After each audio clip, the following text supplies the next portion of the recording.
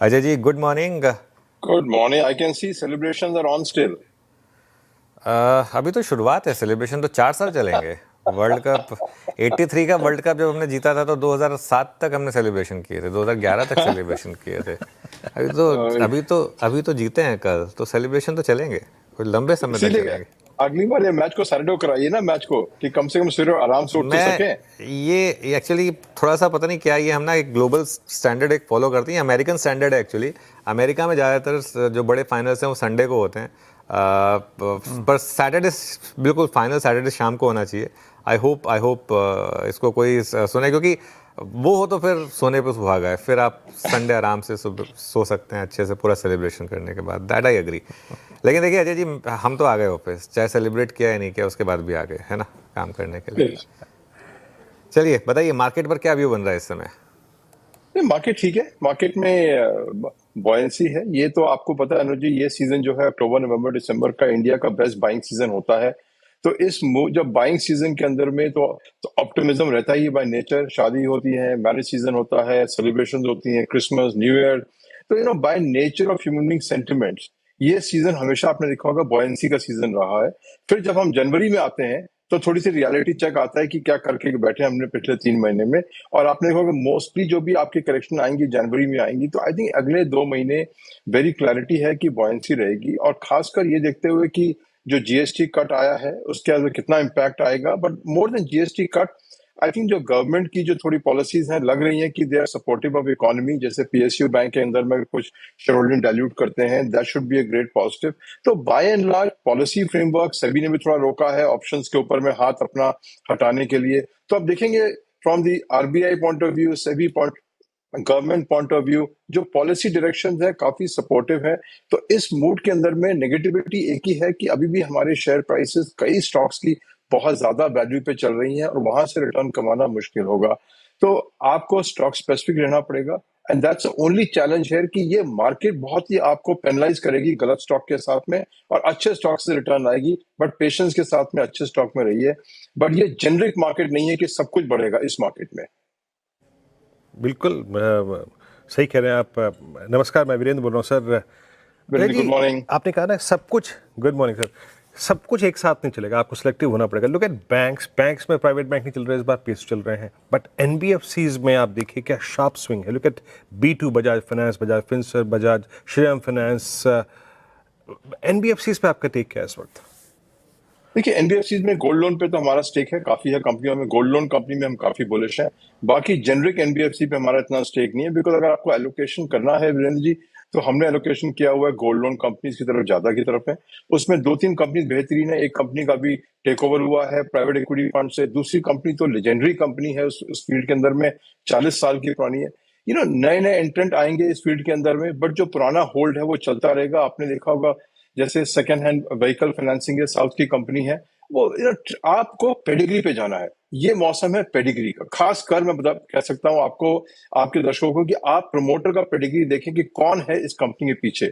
जैसे और वहां पे आपको देखना पड़ेगा कि ये जो नए नई कंपनी आ रही हैं उसमें बहुत कॉशन मेंटेन करना है, बिकॉज ये नई कंपनियां बहुत ही शार्प यंग प्रमोटर से आ रही है। उनके पास कोई एथिक नहीं है। एक अभी एक कंपनी लिस्ट हुई है, आपने उसका लास्ट ईयर प्रॉफिट आपने एक क्वार्टर के अंदर में दिखाई ऑलमोस्ट ब्रेक इवन। अगली बार जब पहली बार रिजल्ट डिक्लेयर किया, आपने कहा 50 करोड़ का लॉस हो गया जी मेरे को, मैंने नया बिजनेस लगा रहा हूं। अरे आपको मालूम नहीं था जब आप आईपीओ कर रहे थे, आपने किसी को बताया, तो सडनली इन्वेस्टर को आपने 50 करोड़ का लॉस थमा दिया, जो दिखा रहे थे सपने उसको ब्रेक इवन के।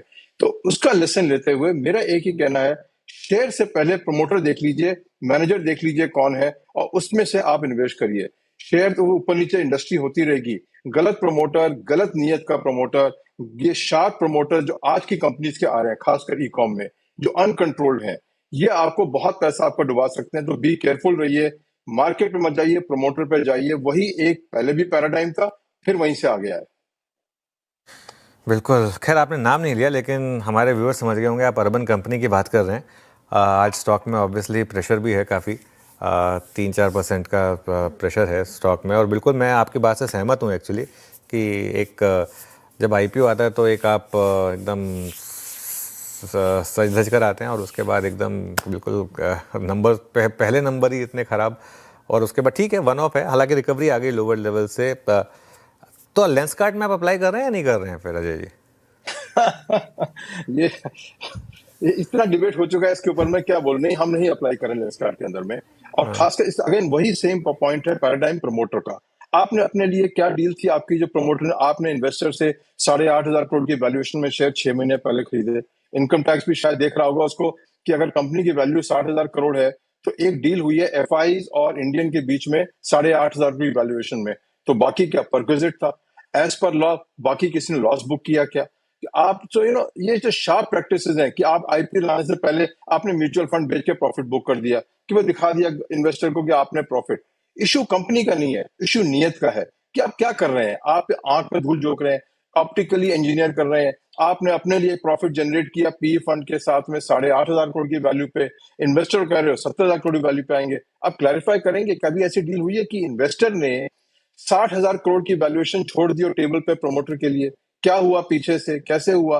सो अनुज जी, कंपनी की बात नहीं है। Again back to the point है कि आपको अगर कंफर्ट ही नहीं है उसके पीछे आदमी के साथ में जिसकी ट्रांसपेरेंसी पे ऑलरेडी इतने इश्यूज खड़े हो चुके हैं, उसमें आप क्या करेंगे? शेयर प्राइस बढ़ती रहेंगी, घटती रहेंगी, 2,500 कंपनी है, हम कहीं और भी कमा लेंगे, बट इंटेग्रिटी के साथ हम इन्वेस्ट करेंगे। इंटेग्रिटी वाली कंपनी नीचे भी जाएगी, ऊपर भी आएगी, डटे रहेंगे। बट जिसकी ये फाइनेंशियल इंजीनियरिंग मॉडल जो है ना, जिनका जो नए प्रमोटर का, उससे हमको दुविधा होती है कि भैया हम नहीं जाते हैं कंपनी में, चाहे जो मर्जी रिटर्न आ जाए, प्रमोटर पे कंफर्ट नहीं है, हमारे को अपना पैसा नहीं लगाना वहां पे।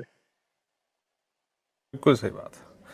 बिल्कुल अजय जी, आपके इस पॉइंट ऑफ व्यू से बिल्कुल सहमत हूँ मैं। ये एक अंश बाजार का ये भी पिछले एक हफ्ते से बड़ा डिस्कशन पॉइंट बना हुआ था। खैर आपका एक व्यू मिल गया यहाँ पर। एक दो बास्केट पे और आते हैं जहाँ पे कॉन्ट्रा कॉल लेने का वक्त है। हमने एक्सचेंजेस में, डिपॉजिटरीज में एक प्राइस डैमेज देखा और इनफैक्ट न्यू जितने भी हाउस हैं उनके प्राइस में एक डैमेज दिखा।